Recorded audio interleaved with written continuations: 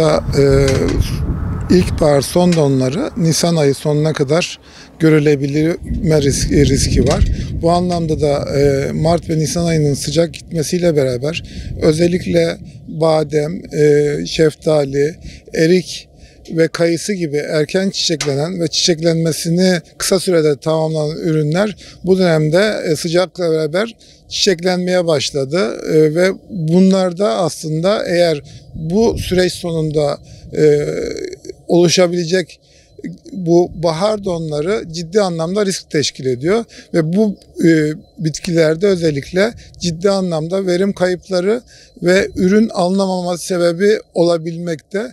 Onun için de bir takım önlemler almamız gerekiyor ve özellikle tarım il ilçe müdürlüklerinin don uyarıları olduğu zaman gerekli olan tedbirlerimizi almamız gerekiyor.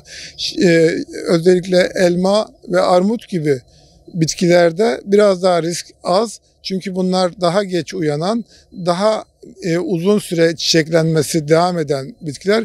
Ama daha önce saydığım bitkilerde büyük meyvecilikte ciddi anlamda risk olabiliyor. Bu anlamda da biz sanki kuraklık olacakmış gibi bunun önlemlerini alıp gerekli olan sulama sistemlerimizi modernize ederek, kayıp kaçak oranımızı en aza indirerek mevcut olan sularımızı idareli kullanmamız, tasarruflu kullanmamız gerekiyor. Bu arada hemen şunu belirteyim.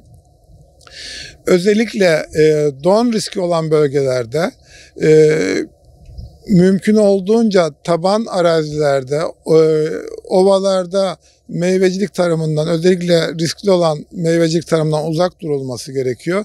Eğer yapılacaksa da mümkün olduğunca eğimli arazilerde bu ürünleri dikmemiz gerekiyor. Yine budamalarda ve şekil verirken de taç bölgesini mümkün olduğunca yerden yukarıda yapmamız önemli.